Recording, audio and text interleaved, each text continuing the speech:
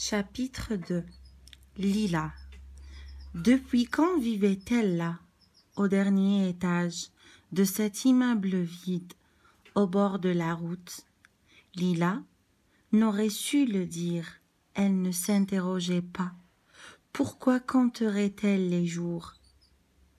Était-ce aujourd'hui, au début de l'aurore, ou hier à l'aube, ou bien voici 3 jours, 4, qu'elle était entrée dans ces lieux ensoleillés, fraîchement repeints, d'un par odeur, comme si le hasard seul l'y poussait. Elle avait suivi un petit homme, le concierge, qui s'empressait. L'ascenseur, non, elle ne prendrait pas l'ascenseur. Oui, elle voulait tout visiter, tout parcourir de son même pas qui avait le temps. Qu'est-ce que le temps? Depuis le départ d'Ali, un océan noir étalé devant elle. Elle ne sillonnait rien. Aucune voile, où se s'ouvrait, ou ne s'ouvrait rien. Aucune route. Le petit homme, devant elle, se hâte, explique, présente. 2 appartements par étage. Je vous conseille l'exposition sud. Du soleil toute la journée. L'immeuble est neuf, construit l'an dernier pour des familles de fonctionnaires.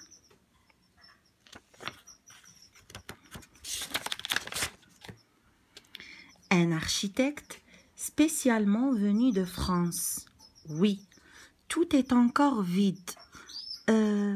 Avec les événements, certains n'osent y habiter. L'éloignement, vous comprenez. Le voisinage aussi. Vous êtes seul? Je suis seule, se dit Lila. Je vais habiter seule. Quelle importance? Ce que je vous disais, excusez-moi, ma petite dame, c'était pour vous donner des conseils.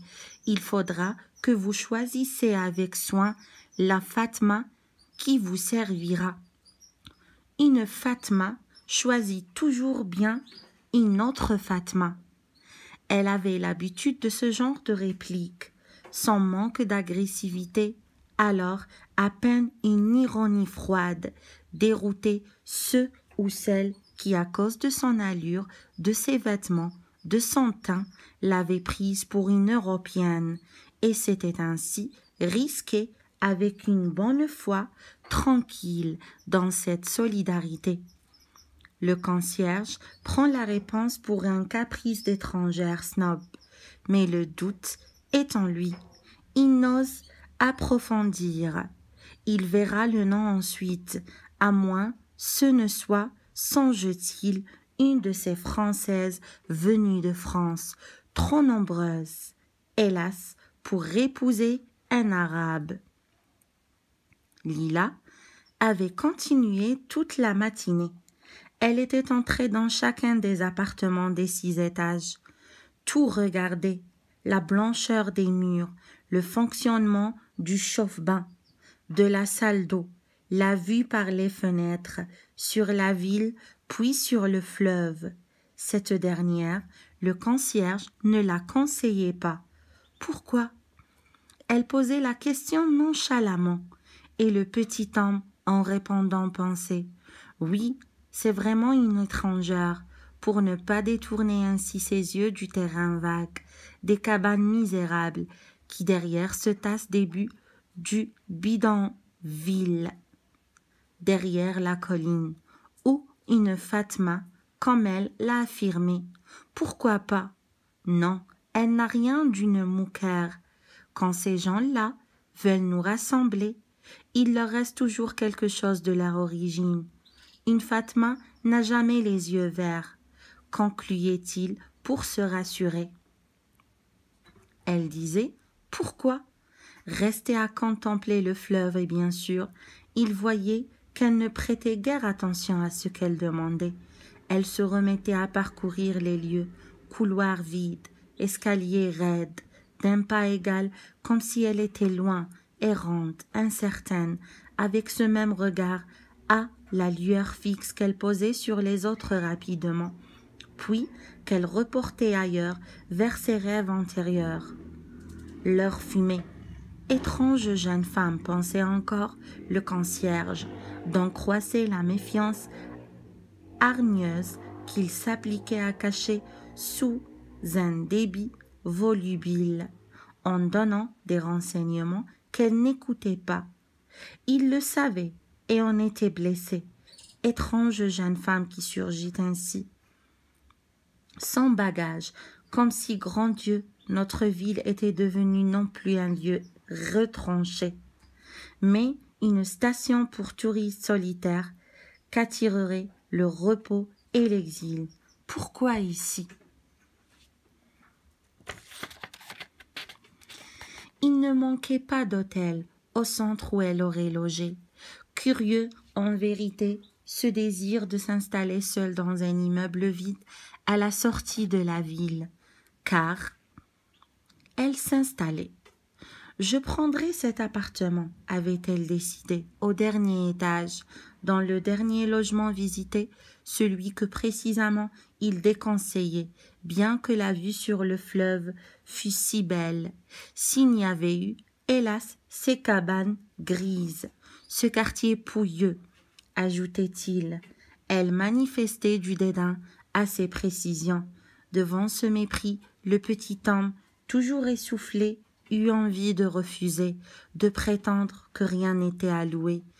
Il ajoutait pourtant qu'elle pouvait occuper l'appartement quand elle voulait. Oui, ce jour même, pourquoi pas? Que le mois était payable d'avance. Qu'en temps ordinaire, il y avait les frais de contrat, d'enregistrement, mais ils l'ont dispensé. Elle était sa première locataire. C'était le moins qu'il puisse faire. Lila le laissait parler. Elle commençait à être lasse. Au seuil de chaque appartement vide, elle se posait la question: y vivrais-je? Puis la blancheur des murs, la petitesse d'une chambre lui faisait ressentir à l'avance l'étouffement qui la saisirait si elle y était prisonnière. Elle se dressait devant une fenêtre, tournait le dos au concierge, contemplait la ville. « Ma ville » soupirait-elle, et parce que, pour la première fois, elle l'apercevait ainsi. Étalée en un cercle immense, blanc au centre, mais absorbant sur les pourtours, les taches verdoyantes de quelques vergers, restes d'un passé de fraîcheur et d'ambre d'engloutissait maintenant modernisme à une extrémité misérable, misère nue à l'autre. Devant ce panorama, à la fois neuf et familier, longue élargie, au pied des versants, brûlée de la montagne, elle éprouvait enfin un peu de l'ancien paix de son enfance et des jours proches de son bonheur. Son regard continuait à errer.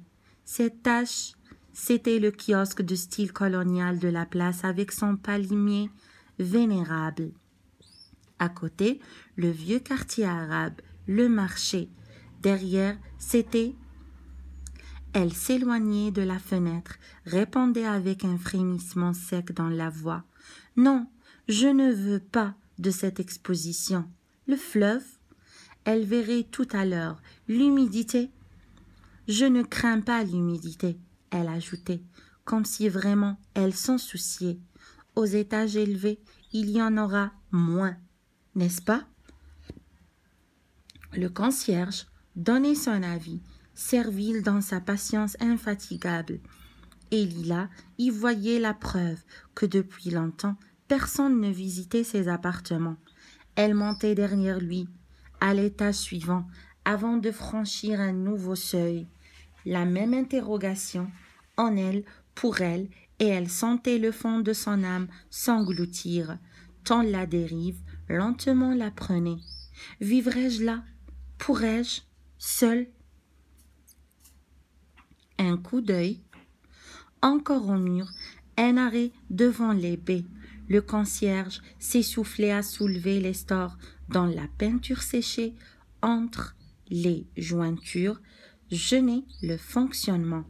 Elle le regardait.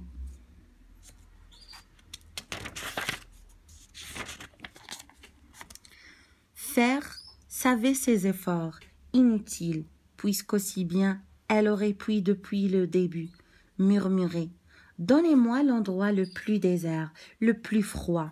Elle ne disait rien, regardait, rêvait, de temps en temps une question pour paraître, vraiment hésiter puis choisir, mais sa pensée voguait ailleurs. Comment vivre seule dans ces lieux? Comment vivre seule? Elle se tournait de nouveau vers le petit homme. Comme il était gras, il transpirait abondamment, mais ne paraissait nullement épuisé. Alerte encore, les yeux furtifs, et quand elle lui faisait face, livrée à un désarroi qu'elle déguisait mal, le regard s'éloignait d'elle avec vivacité. La voix, une voix de roquet qui jappe, s'arrête pour halter, une seconde hachée par la fatigue ou l'empressement, puis déverse un flot de paroles avec un accent que Lila ne savait reconnaître.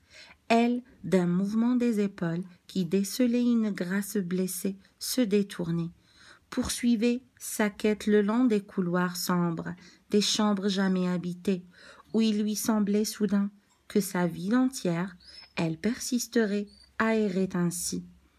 Verrait encore, silhouette perdue dans les raies de l'oubli, qui fait quelques pas, s'arrête, se penche, tige souple par une fenêtre, se retourne pour promener encore son ombre mince sur les murs immaculés que peut adoucir par moment la lumière du jour glisser à travers les stores que le petit homme tentait toujours de lever.